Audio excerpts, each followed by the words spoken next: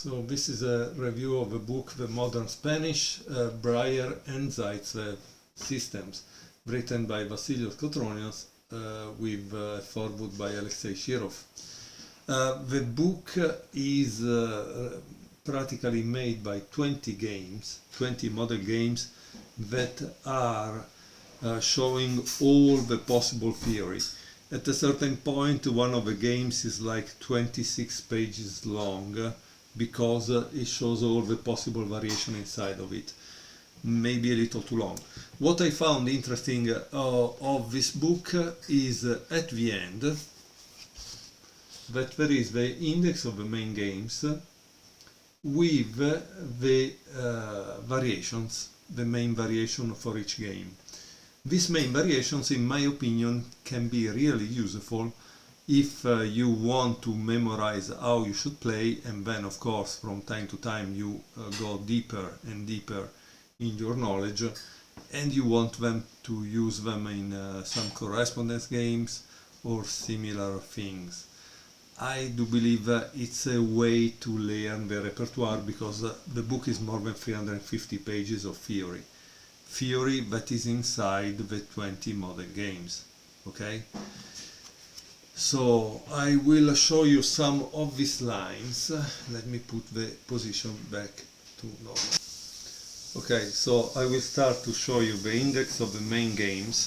The number 1 is the Breyer Variation, and then there is up to number 8. Number 9 starts with Zaitsev Variation. So the game number 1 can be used, and these 8 games, they can be used like quick starters, let's say. It's between Adiban and Amin, and it was played at the Sharia Masters in 2018. The game began with e4, e5, knight f3, knight c6, bishop b5, a6, bishop a4, knight f6, castle, bishop e7, rook e1, b5, bishop b3, castle, h3, d6, c3, knight b8, d4, knight b d7, and c4. Okay, and this is practically the index of the main games. Now let's go back and see game number 2 to give you an idea. So game number 2 is practically the same for the first 10 moves, but instead of playing 11 c4, he plays knight b d2 and c5. Okay. Instead, for game number 3, we have knight b d2, but then black plays bishop b7, bishop c2, and c5. Okay. In number 4, which is Rasmussen versus Sokolov, we have still knight b d2, bishop b7, bishop c2, but instead of c5, he plays rook e8, a4, bishop f8, and bishop d3. Now I can continue to show you these lines, but I would like to show you some of the Zaitsev variation, and so I will put the pieces back in place. Okay, now we show you the Zaitsev variation, which starts with game number 9 between Short and Kovalev. e4, e5, knight f3, knight c6, bishop b5, a6, bishop a4, knight f6, castle, bishop e7, rook e1, b5, bishop b3, d6, c3, castle, h3, bishop b7, d4, rook e8, knight b d2, and now e takes d4, c takes d4, knight d7, knight f1, knight f5, bishop c2, knight f6, and bishop f4. So now the differences are this, that in practically after bishop c2 and bishop f6 you have moves like instead of bishop f4, rook b1. Okay, so that's a big difference. And then of course on game number 3, which was a correspondence game from 2009, the line changes in a different way, and I will show it to you right away. Okay, so let's start with game number 3 of this index of the Zaitsev variation. e4, e5, knight f3, knight c6, bishop b5, a6, bishop f4, knight f6, castle,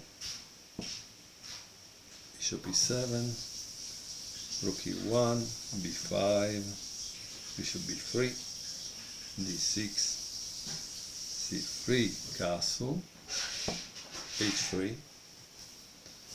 bishop b7, d4, rook e8, knight bd2, e takes d4, c takes d4, knight d7,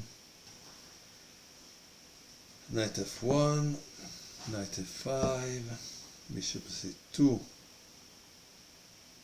Oops, sorry, I think I miss the variation after d4, bishop b7, knight bd2, bishop f8. No, sorry, I have to go back. Okay, let's try again to put the number 3, game number 3 between Zaitsev and Semenov in correspondence of 2009. Sorry for the mistake, but as you can see, and this is just so much theory that it's crazy. I don't really know who has the time to study it and remember it all. I mean, they must have a long life in front of them, definitely. And a lot of time, right? Because if I didn't have time, I don't know, if I have to work, actually. So here we are at c3, castle, okay, h3, rook e8, d4, bishop b7, knight bd2, bishop f8, and now there is d5, knight b8, knight f1, knight b d7. Both of these moves have exclamation point because they are really special, never seen before in their lives, and knight g3. I don't know, again, I think there is a lot of theory in the book, which means that obviously the author did the job, because I just want to show you game 11, just to make an example. Game 11. Game 11 continues for something like 28 pages of theory.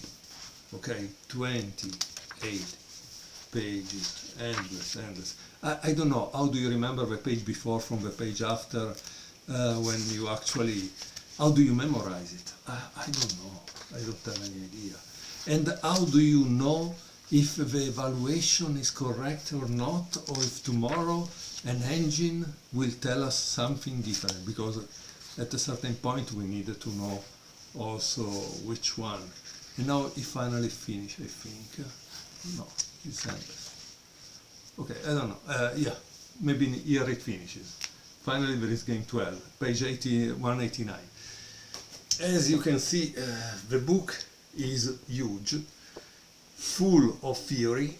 So if you love the theory of the modern Spanish Breyer and Zaitsev systems, this is the book you must buy. I don't know, it's a little too much for me.